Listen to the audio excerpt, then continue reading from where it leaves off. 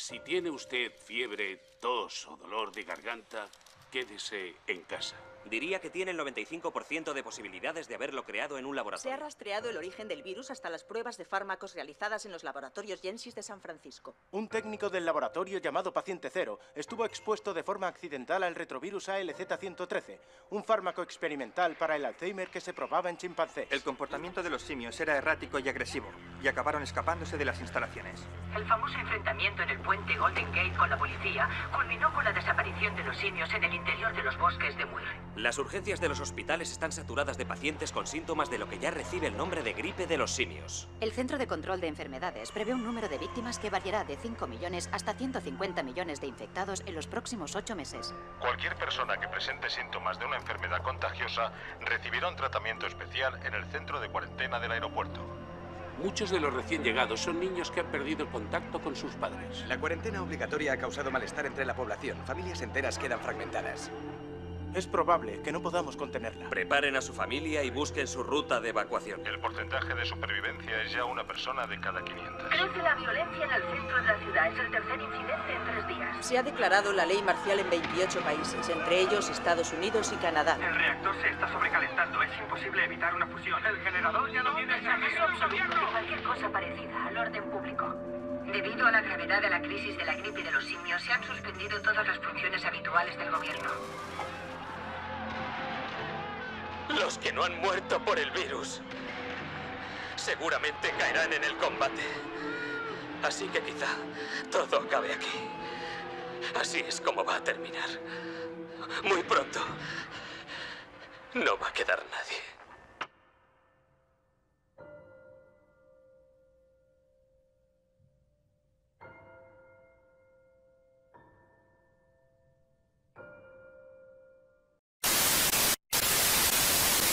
If anything kills over 10 million people in the next few decades, it's most likely to be a highly infectious virus rather than a war.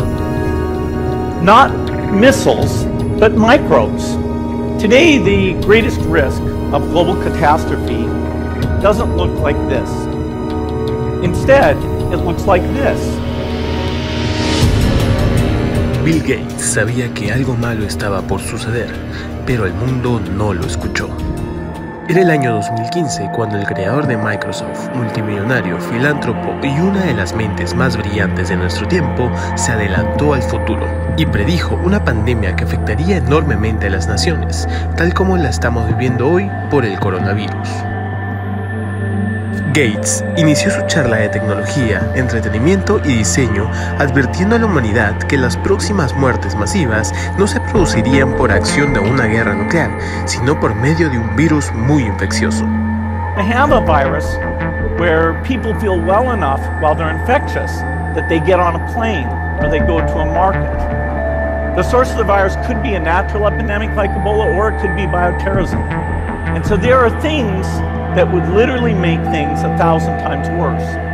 Luego de que el mundo superó la gran crisis del ébola, virus que se detectó por primera vez en África el 26 de febrero de 1976, Gates se armó de valor y aseguró que la próxima catástrofe sería terrible y que por eso debíamos estar alertas. En la conferencia, Gates puso como un ejemplo el peligroso avance del ébola y argumenta la necesidad de contar con miles de especialistas dedicados al estudio de nuevos métodos y tratamientos para hacer frente a la propagación de cualquier enfermedad. El filántropo añade que se podría hacer frente a la pandemia mediante la construcción de un sistema médico y científico que permitiera la propagación de información al público, así como enfocarse en avances que permitan construir vacunas y medicamentos eficaces. Incluso Gates calculó que la próxima pandemia sería altamente costosa para el sistema monetario, pero si lo hacemos bien, eventualmente podemos volver a la normalidad. Han pasado 5 años de esa conferencia. Gates renunció a la junta directiva de Microsoft en el 2020 con el fin de dedicarse a ayudar al mundo a través de su fundación, Bill y Melinda Gates, la cual prometió $100 millones para combatir el COVID-19. El filántropo sabe que la tecnología y medicina serán los mejores aliados para vencer esta grave crisis, pero espera que la humanidad ponga de su parte protegiéndose a sí mismo y cuidando a los otros.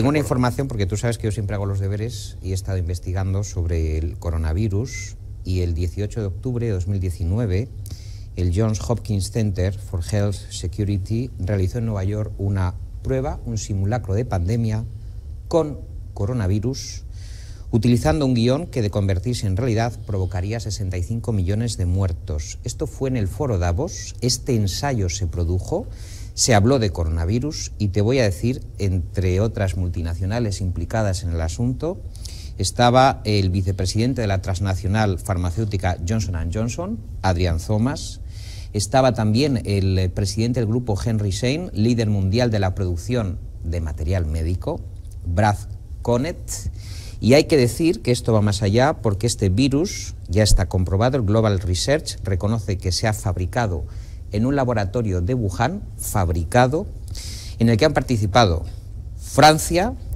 y el Departamento de Laboratorio de Microbiología de Canadá. Es decir, estamos ante un virus agresivísimo, fabricado. Aquí la incógnita por resolver es ¿con qué intención? Efectivamente, fabricado ¿con qué intención? ¿Con qué intenciones? Esto que estás comentando, hace ya varias semanas surgió el rumor no confirmado de que efectivamente se trataba de un virus que había escapado, se había filtrado de un laboratorio de fabricación en el mismo Wuhan. Claro. No nadie sabemos supo confirmar si eso era cierto o no. Lo que sí es verdad es, por ejemplo, hay unas declaraciones muy interesantes que acaba de hacer el secretario de Comercio de Estados Unidos, que voy a dejar que los telespectadores juzguen. Es Wilbur Ross, en una entrevista que ha sido transmitida por Fox Business, ha dicho: pienso que el coronavirus ayudará al regreso de los empleos de China a Estados Unidos. En China hubo primero el SARS, la primera variante, después la peste porcina y ahora el coronavirus. Yo creo que España está a rebufo de lo que está ocurriendo fuera de los escenarios de España. Esto ha venido totalmente dado y yo creo que estamos ante lo que el Global Research denomina un agente de guerra biológica perfectamente formado, estudiado y construido. Es decir, un agente destructor sobre economías y sobre poblaciones. Pues si eso se confirma y es cierto, aquí habría responsabilidades penales muy serias con los responsables de esta pandemia que se ha generalizado. Cada vez se sabe más porque es que da la casualidad, Wuhan, laboratorio de Wuhan, potencias implicadas, es Wuhan el mercado de Wuhan donde ocurre todo. Y precisamente en Wuhan es donde sale el antídoto, los primeros ejercicios de antídoto contra eso. Entonces vamos a ver quién es la farmacéutica que se queda con la patente, cuánto retorno económico hay de venta de material médico, pero sobre todo, claro, luego para tranquilizar a los telespectadores, he cogido los índices de 2019, son 6.000 españoles los que murieron de gripe. Es decir, todavía no estamos en esos niveles de la gripe común, pero la verdad es que va incrementándose el número de fallecidos en España, lo cual es, desde luego, mínimamente preocupante, Javier. I'm going to talk today about energy and climate.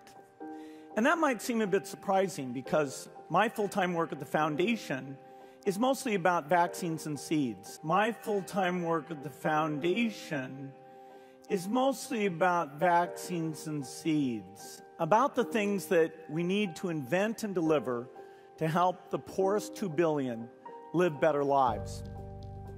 But energy and climate are extremely important to these people. In fact, more important than to anyone else on the planet. So the climate changes will be terrible for them. This equation has 4 factors, a little bit of multiplication. So you've got a thing on the left, CO2, that you want to get to 0.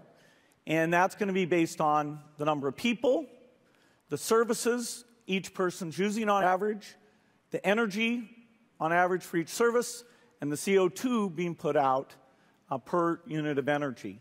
So let's look at each one of these and see how we can get this down to 0. Probably one of these numbers is going to have to get pretty near to 0. That's back from high school algebra. But let's take a look. First, we've got population. The world today has 6.8 billion people. That's headed up to about 9 billion. Now, if we do a really great job on new vaccines, health care, reproductive health services, we could lower that by perhaps 10 or 15%. If we do a really great job on new vaccines, health care, reproductive health services, we could lower that by perhaps 10 or 15%. New vaccines, health care, reproductive health services, we could lower that by perhaps 10 or 15%.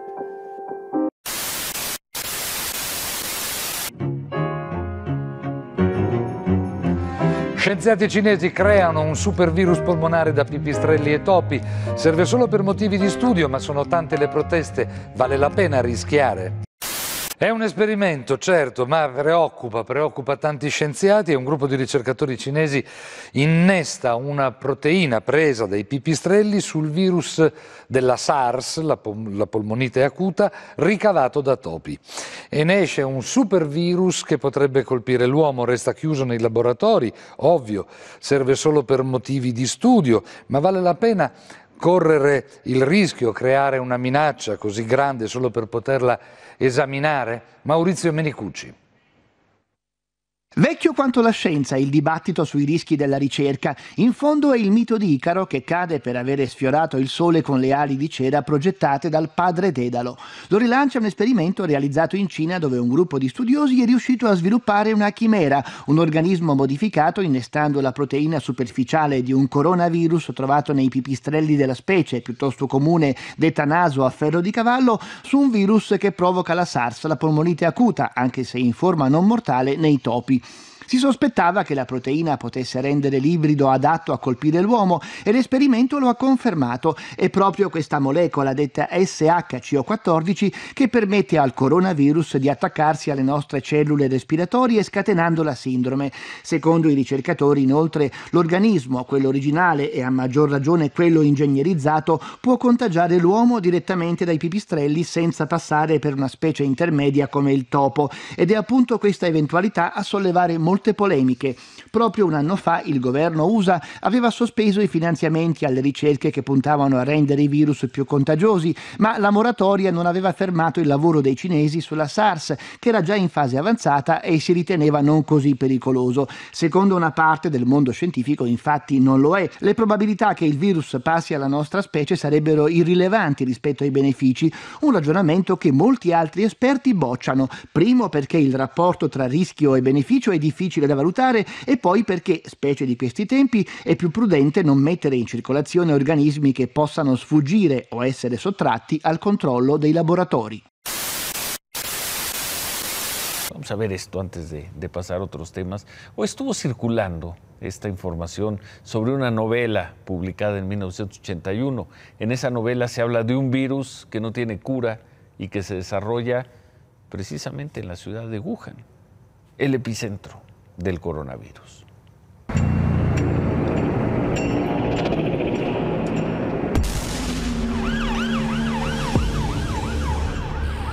We're merciless as writers. You know, we use everything. Él es el escritor estadounidense Dean Koontz, autor del libro Los ojos de la oscuridad, publicado en los años 80. Un libro que trata de un virus mortal que se propaga por todo el mundo de forma inexplicable. Un virus desarrollado en Wuhan, China, la misma ciudad donde se originó el coronavirus, ahora conocido como COVID-19. Como un guión hollywoodense o una profecía de Nostradamus, el libro describe cómo el virus llamado Wuhan 400 amenaza a toda la humanidad y la lleva al borde de su fin, propagándose sin ningún control. Nunca pudieron encontrar un anticuerpo o antibiótico efectivo. El virus desarrolla una toxina que literalmente se come el tejido cerebral. Destruye la parte del cerebro que controla todas las funciones automáticas. La víctima deja de tener pulso, órganos funcionales o necesidad de respirar. Este thriller de acción, publicado hace 39 años, cuenta la historia de Danny, el único joven que sobrevivió a los experimentos que hicieron con él al contagiarle la cepa del virus Wuhan 400. Lo llaman el Wuhan 400, porque fue desarrollado en un laboratorio a las afueras de la ciudad de Wuhan. Es el arma perfecta. Los chinos podrían usarlo para acabar con una ciudad o un país. Según el libro, nunca se encontraron medicamentos efectivos para esa poderosa arma biológica, capaz de dejar en calidad de zombie a quien se infectara. Al final, Danny, el protagonista, sobrevivió, pero no así miles de humanos en todo el mundo. The imagination's a muscle, partly, and the more you use it, the easier.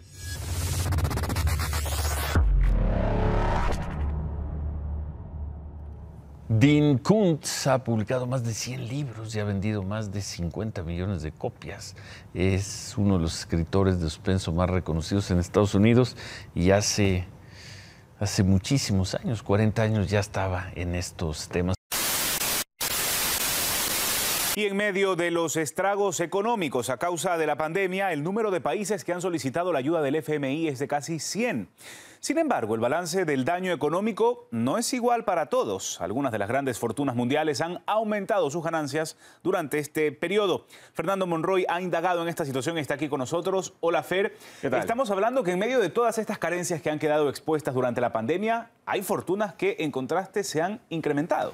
Sí, exactamente, Fernando, puesto que los multimillonarios se han vuelto mucho más ricos en estos últimos 2 meses, a pesar de la pandemia del coronavirus que ha afectado gravemente la economía de los países. Y es que, de acuerdo a una publicación de Forbes, las acciones de 25 multimillonarios crecieron en los 2 últimos meses, entre el 23 de marzo al 22 de mayo del 2020, en 255.000 millones de dólares. En conjunto, estas 25 personas, estos 25 multimillonarios, equivalen al 1,5 billón de dólares. Y es que en esta cifra equivale al 16% de las riquezas de los multimillonarios del planeta. Ahora veamos los rostros de estos 25 multimillonarios que han ganado más dinero en los últimos 2 meses. Uno de ellos, sin duda, es Mark Zuckerberg, fundador de Facebook. Él aumentó 31.400 millones de dólares, lo que da un total de 86.500 millones. Claro, las ventas de Facebook aumentaron debido a que los inversores comenzaron a confiar y comenzaron a poner su dinero en la plataforma para poder vender más productos.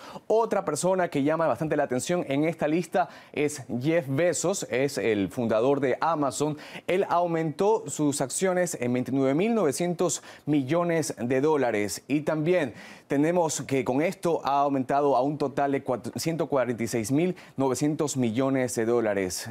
Esto se debe a que había un gran número de ciudades que estaban en confinamiento y con restricciones de movilidad y varios comercios que estaban cerrados. Por ello, Amazon, con la entrega de los productos a domicilio, ha aumentado tanto sus ventas. Bueno, claro, en reglas generales vemos que son magnates del ámbito digital, de las comunicaciones, pero ya son rostros conocidos. ¿Qué hay de esos rostros nuevos que también se han beneficiado de esta situación? Exactamente, Fernando, y es que hay varios rostros que se han dado en esta época. Sin duda, la cifra nos da cuenta de esta situación, puesto que el 18 de marzo del 2020 había 614 multimillonarios y el 19 de mayo del 2020 había 630 multimillonarios. Esto refleja la desigualdad también en este país y los defectos de un sistema, ¿no? Sin duda. Gracias, Fer, por esta información que demuestra pues, las desigualdades en el mundo. Y sobre este tema, pues el sociólogo Aníbal Garzón asegura que la crisis actual es una secuela más del modelo capitalista que afecta al pequeño comerciante y que en muchos países no podrán hacerle frente. Tenemos que tener en cuenta que ha sido como un paréntesis. Muchísima gente que ha hecho su vida constante en casa, las compras se han hecho en casa de manera virtual y por lo tanto eso ha afectado al pequeño comerciante y a lo que es la compra directa personal como se hace. ¿Cómo se va a pasar después de que se haya todo este desconfinamiento? Sí que es verdad que al pequeño comerciante de barrio, le va a ser muy difícil el poder salir de esta crisis económica. En una crisis económica salen beneficiados, como habéis dicho de vuestros datos, los grandes empresarios que pueden dar esa posibilidad incluso comercializar a nivel internacional. Yo creo que sobre todo se va a tener eso, es una acumulación más de ese modelo capitalista que afecta al pequeño comerciante, pero bueno, y la gente podrá ir al mall porque tenemos ese aspecto de consumo constante, ir al mall, pero eso son grandes empresas, por lo tanto hay que sobre todo focalizar en eso, cómo afecta al pequeño comerciante en muchísimos países que no va a poder hacer frente a esta crisis económica. La gran cuarentena o el gran confinamiento. Ese es el nombre que se le ha puesto a la crisis económica del coronavirus y viene de su principal causa, el confinamiento de millones de personas en todo el mundo para salvar vidas a falta de un tratamiento o una vacuna contra el COVID-19. Se trata de un hecho sin precedentes que ha paralizado a gran parte de la economía mundial. A esto se suma la incertidumbre porque nadie sabe cuándo se retornará a la normalidad.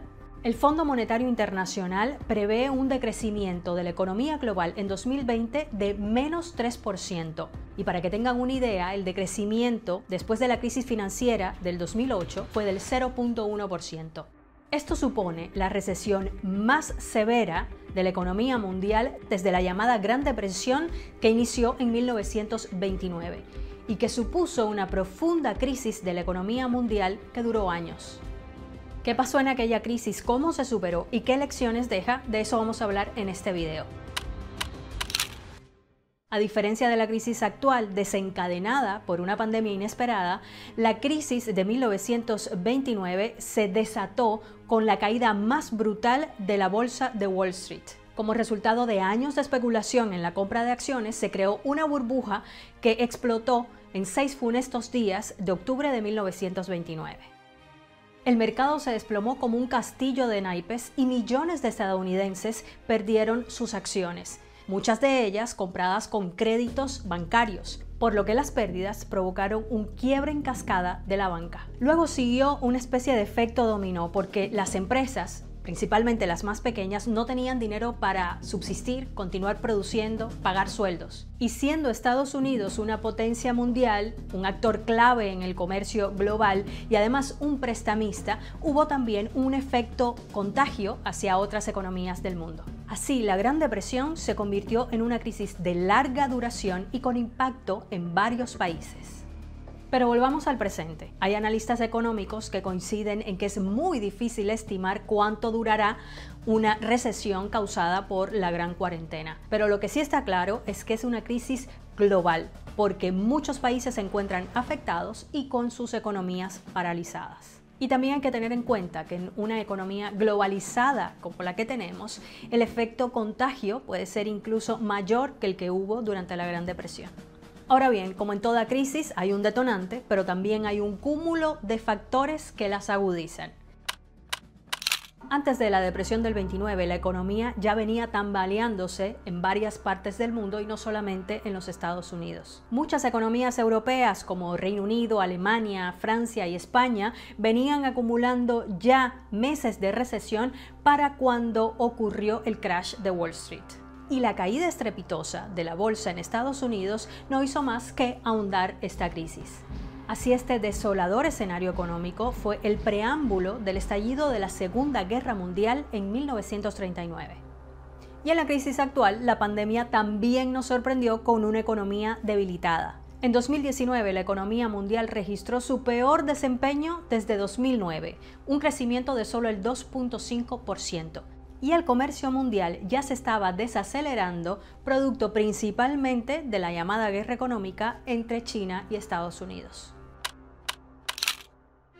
Bueno, y se preguntarán ustedes qué fue lo que se hizo durante la Gran Depresión para reanimar la economía. Primero, cuando estalló la crisis en 1929, el presidente era el republicano Herbert Hoover, quien apostó por una política de no intervención bajo el argumento de que el mercado se regularía solo, algo que no pasó. 3 años después, el demócrata Franklin Delano Roosevelt llegaba al poder tras una campaña que planteaba exactamente lo contrario, una amplia intervención en la economía. We'll revive and we'll prosper. Así, el llamado New Deal colocó al Estado en el centro de la recuperación. Y promulgó nuevas leyes para reactivar la banca, la industria y un gran plan de empleo que tras una década había generado más de 2,5 millones de puestos de trabajo.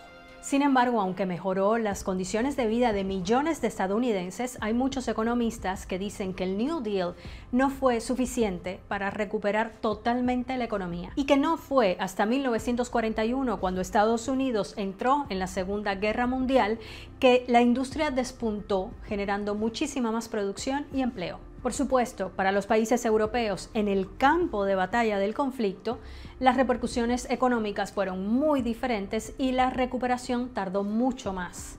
Ciudades en ruinas, millones de muertes, destrucción, una economía paralizada y hambre. Un continente devastado que echó a andar su economía precisamente basándose en la reconstrucción que tenía por delante.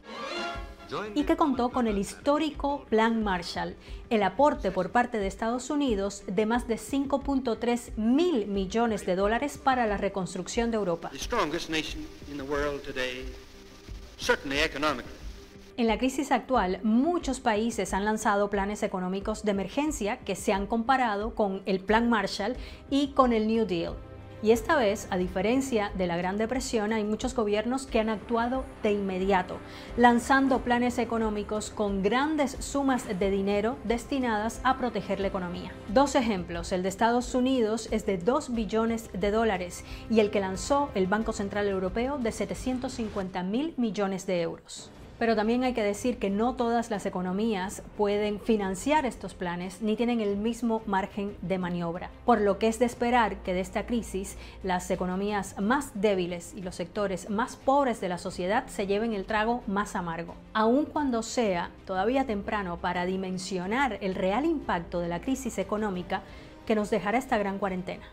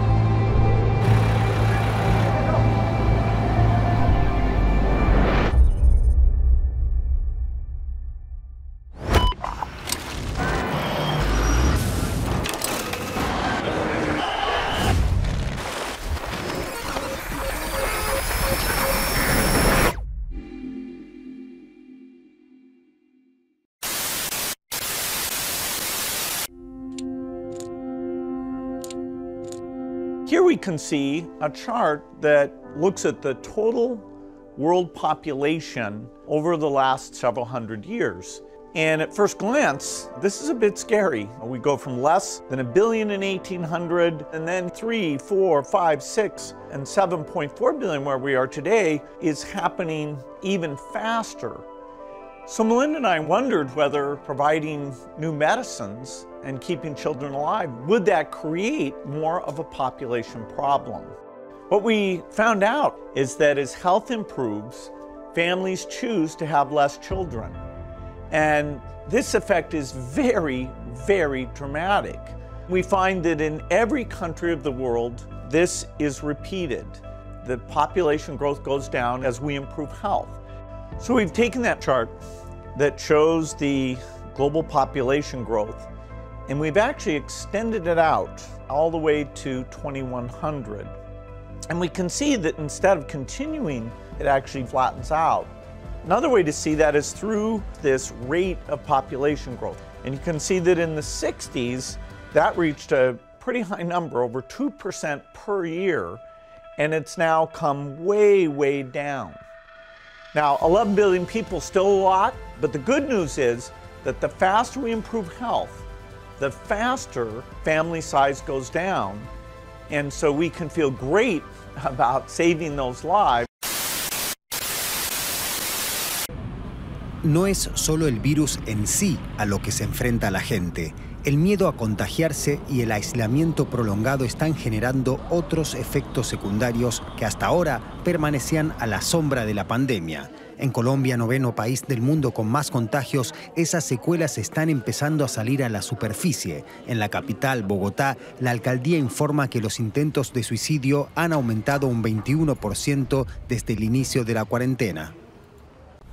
Definitivamente hemos visto un incremento de los síntomas de ansiedad relacionados con el temor al contagio, de los síntomas de ansiedad relacionados con todas estas circunstancias producto de las restricciones de la pandemia. Muchos pacientes que entran en crisis agudas de ansiedad o en desesperanzas muy profundas que los llevan a unos cuadros depresivos, a mucha tristeza. Un servicio telefónico en Bogotá ofrece apoyo psicológico. Recibió casi 25.000 llamadas desde que se impusieron las restricciones, más del doble que antes de la cuarentena. A raíz de la pandemia y de todas las medidas de confinamiento obligatorio que se han tomado en la ciudad, pues se están observando una serie de casos de alteraciones de salud mental, psicológicas, etcétera, que conllevan a que la población general requiera una atención especializada. También se duplicaron las denuncias de violencia doméstica. Los abogados especializados en divorcios dicen que están recibiendo más consultas. La creciente tensión psicológica ocurre en un país donde muchos ya sienten de por sí ansiedad, depresión o estrés postraumático relacionado con el largo conflicto civil de Colombia y donde existe un considerable estigma en torno a las enfermedades psicológicas. Al principio tuve mucha ansiedad, especialmente porque me costó mucho trabajo organizar lo laboral. Entonces eso me generó mucha ansiedad, no poder estar como con mis pares conversando sobre los temas que tenía que desarrollar. La depresión, pues, tanto como la palabra depresión, no creo, pero sí como a veces unas nostalgias por la gente, por mis amigos, por mi familia. Mientras en gran parte de América Latina los casos aumentan y el aislamiento continúa, los efectos secundarios del virus están cada vez más latentes. Con el incremento en los periodos de confinamiento también se registró un aumento en el consumo de sustancias psicoactivas. La marihuana encabeza la lista y le siguen el alcohol y el cigarrillo. Factores como la depresión y la ansiedad generados por el encierro detonaron el consumo de sustancias alucinógenas entre la población antioqueña. Que las personas, como una manera de automedicarse, tomen alcohol, fumen cigarrillo y tomen tranquilizantes. Las personas entre los 14 y los 26 años son los más vulnerables. Es mucho más frecuente en los adultos jóvenes. También tenemos a los adolescentes en este grupo, sí, que aumentaron el consumo de sustancias psicoactivas. Según una encuesta virtual realizada por la Corporación Acción Técnica Social, entre las sustancias de mayor consumo durante los periodos de cuarentena están la marihuana con un 25%, el alcohol con un 19%, el café con un 14% y el cigarrillo con un 11%. Hemos visto fenómenos donde no solamente están consumiendo cannabis, sino el 2CB, que es una sustancia psicoactiva, que es una anfetamina, pero también hemos visto el consumo de plantas que pueden tener efectos psicodélicos. Las consecuencias son letales. Disminuye las defensas y además porque altera los pulmones, que es el órgano blanco de la infección por COVID-19. Produce falla renal, aumenta el riesgo de infarto, aumenta el riesgo de tener un accidente cerebrovascular.